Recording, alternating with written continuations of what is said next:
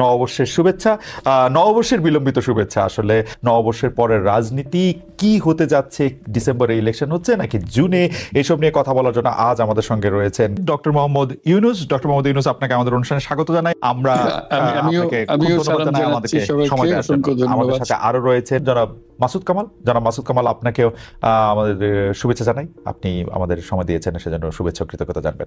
আমি আমি আমি একটি প্রশ্ন দিয়ে আসলে প্রথমে আপনাদের দুজনের কাছ থেকে জানতে চাই, ইলেকশন কবে হবে বলে আপনি মনে করেন? ডিসেম্বরে, ফেব্রুয়ারিতে? তো আগামী সপ্তাহে যদি তারেক রহমান এসে বলে যে আমি ইলেকশন চাই এবং ডিসেম্বরের মধ্যে চাই, যদি বলে, আপনি নিশ্চিত থাকেন ইলেকশন ডিসেম্বরে হবে।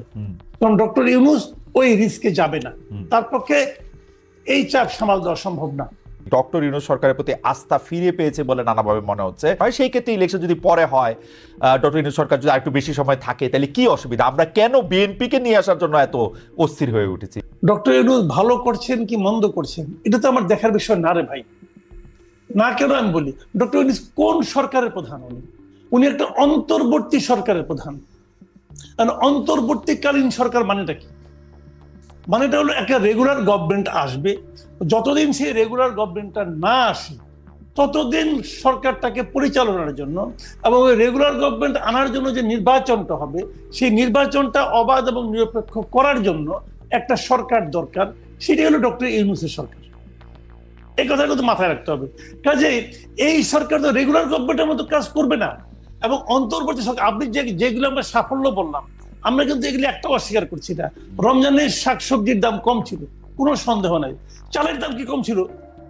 তেলের দাম কি কম ছিল?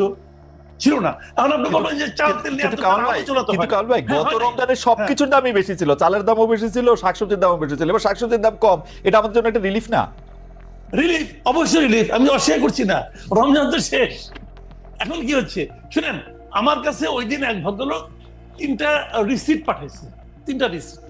একটা রিসিপ্ট সে মোহাম্মদপুরের একটা দোকান থেকে, মায়ের দোয়া নামে একটা চাউলের দোকান, সেই দোকান থেকে সে জানুয়ারি মাসের 3 তারিখে 25 কেজি চাউলের এক বস্তা চাউল কিনছে 1740 টাকা দিয়ে। সেই একই দোকান থেকে সেই একই চাল, একই পরিমাণ চাল উনি ফেব্রুয়ারি মাসের 1 তারিখে কিনছেন 1950 টাকা দিয়ে। সেই একই দোকান থেকে একই পরিমাণ চাল, 25 কেজি চাল, উনি এপ্রিল মাসের 7 তারিখে কিনেছেন 2155 টাকা দিয়ে। কথাটা খেয়াল করেন, 4 মাসের ব্যবধানে চাউলের দাম 1700 থেকে 2100 টাকা হয়ে গেছে, একই দোকানে, একই জায়গায়। কাজে এটা হলো রিয়েলিটি। আর গতকালকে তো আপনার তেলের দাম বাইরে গেল 1 লাফে 14 টাকা। তো এখন আপনি যদি বলেন না তেলের দাম কম আছে, চাউলের দাম কম আছে, দাম বেড়েছে কিন্তু আমাদের ক্রয় ক্ষমতা বেড়েছে, বলতে পারেন ভাই। অনেক কথাই আগেও শুনেছি, এখনো শুনতে পারি। সেগুলি এক জিনিস। বিষয়টা কি হয়েছে আমি বলি। ডক্টর ইউনূস হলো একটা অসাধারণ পিআর পার্সন।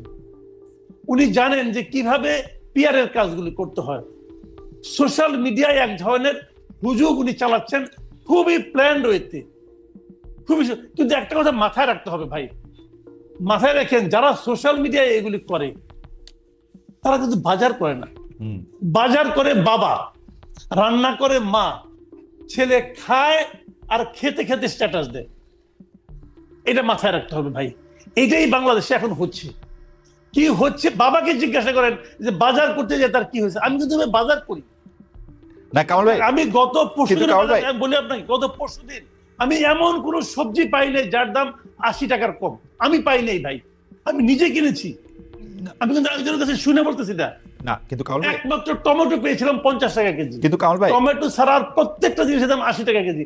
কিভাবে কমলো ভাই? হাসিনা সরকার তো আমার কল্পনার চেয়েও খারাপ সরকার ছিল। তাদের দৌরাত্ম্য, তাদের দাপট, তাদের অনিয়ম, দুর্নীতি, এটার সঙ্গে আমি কোনো সরকারকে তুলনা করবো না। সেটা এক জিনিস। ওইখান থেকে আমরা মুক্তি পেয়েছি। মুক্তি পাওয়া মানে এইটা এখন যে পেয়েছি এটাই যে আমাদের প্রাপ্তি, এটাই যে আমাদের প্রত্যাশা, তা কিন্তু নয়। আমরা কিন্তু নিয়মতান্ত্রিক সরকার চাই। কেন চাই সেটা আমি বলি। কোন আপনি যতক্ষণ পর্যন্ত আপনাকে রেগুলার পলিটিক্যাল গভর্নমেন্ট না আসবে, ততক্ষণ পর্যন্ত এই দেশে কোনো বিনিয়োগ আসবে না। আপনি সিঙ্গাপুর থেকে স্মার্ট লোক নিয়ে আসেন আর 41,000 উপরে থেকে ঝাঁপ দেওয়া লোককে নিয়ে আসেন, ভাই কোনো লাভ হবে না। উনি ওই মানে একটা অনুষ্ঠানে পরিচালনা করবেন, টুকটাক ইংরেজি বলবেন, হয়ে গেল। স্মার্টলি হাঁটবেন, হয়ে গেল। বিনিয়োগ আসবে না ভাই।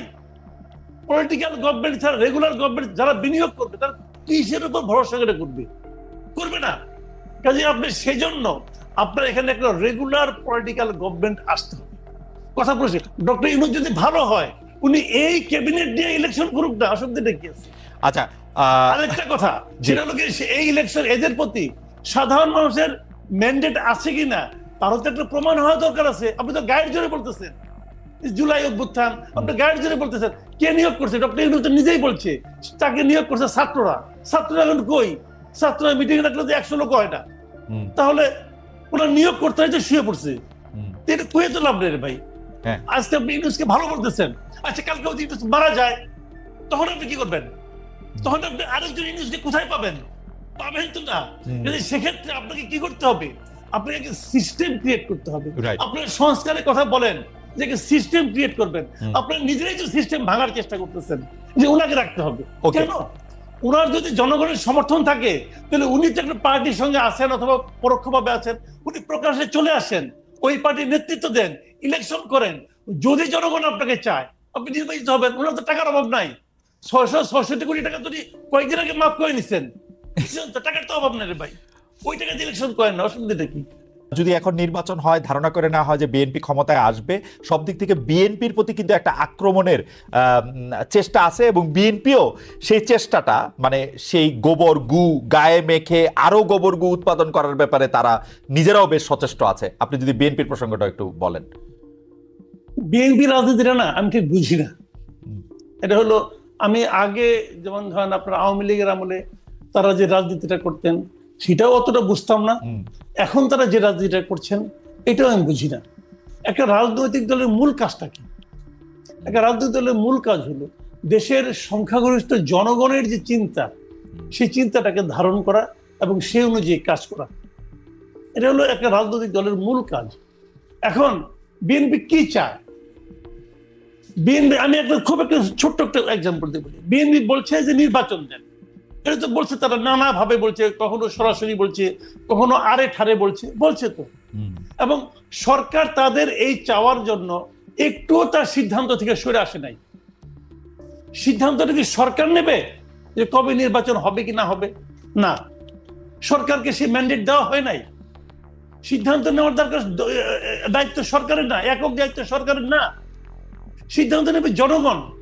এখন জনগণ কি চায়, বিএনপি কি সেই চাওয়াটাকে ধারণ করতে পারে? আমার কাছে মনে হয় না। বিএনপির এক এক নেতা এক এক সময় এক এক কথা বলে। কখনো বলে যে এই সরকারকে আমরা শেষ পর্যন্ত সমর্থন দিব, আবার সরকারের সঙ্গে তার নির্বাচন বলে যে না, নির্বাচনের ব্যাপারে আমি একমত না। আবার আরেক নেতা দেখলাম বলে যে আমরা প্রতিদিন বলবো আপনারা অনির্বাচিত ম্যান্ডেট প্রাপ্ত না, এইগুলি বলে। মানে এই সমস্ত কথার মানে না রকম কথামালা দেখি আমরা। বাট আমি আপনাকে সিম্পল বলি, এদেশের মানুষ বিএনপি কি না চায় আমি জানি না, আমার জানার দরকার নাই। কে নির্বাচন হলে বিএনপি আসবে না, আওয়ামী লীগ আসবে না, জামাত আসবে না, ছাত্ররা আসবে না, ডক্টর ইউনূস আসবে, এটা নিয়ে আমার কোনো মাথা ব্যথা নাই। আমার কথাটা হলো আমি আমার ভোটটা দিতে চাই। 30 বছর হয়ে গেছে ভাই, 35 বছর হয়ে গেছে একটা মানুষের, সে জানে না ভোট কিভাবে দিতে হয়, জাতীয় নির্বাচনে কিভাবে ভোটটা দিতে হয় সে এটা জানে না।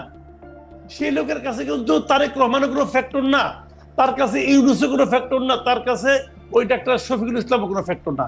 তার কাছে ফ্যাক্টর হলো যে আমি আমার ভোটটা দেব, তারপর সম্মিলিত জনগণ যেটা চাইবে সেটাই হবে, ম্যাক্সিমাম মানুষ যেটা চাইবে সেটাই হবে। কামাল ভাই, আমি যদি একটু তর্কের জন্য একটু বলি, এই জনগণ যেটা চায় এটা আপনি কেমনে জানেন? আমি তো জনগণ, আমি যেটা চাই। কিন্তু এরকম জনগণ তো অনেকে আছে যারা যারা যারা না, এরকম জনগণ তো নিশ্চয়ই আপনি দেখছেন যারা চায় যে ডক্টর ইউনূস থাকুক। এরকম জনগণ তো আপনি দেখছেন খালি ডক্টর তারেক মানে জনাব তারেক রহমান আইসা পয়সা পড়ুক এটা চায়, কোন ধরনের পরীক্ষার মধ্যে দিয়ে চায়। নাম বলি, তারেক রহমান কি ভোট ছাড়া এসে বসে পড়তে চায়? না, তারেক রহমান চায় না, কিন্তু জনগণ তারেক রহমানরে চায়। চাইতে পারে, এটা তার ব্যাপার। এবং জনগণ শেখ হাসিনারও, অনেক জনগণ শেখ হাসিনারও চাইতো। আমি বলি চাইতো। জনগণ কি ভোট চাই কিনা সেটা বলেন। আপনি দেশের একজন লোককে নিয়ে আসেন না যে বলে ভোট চাই না, আনেন না আপনার ভাই। এত সব মানুষ ভোটটা চায় যে আমি ভোট দেব, ভাই আমি তো টেলিভিশনে দেখলাম অনেক লোক কইতেছে যে ইউনুস চাই ইউনুস চাই ইউনুস চাই।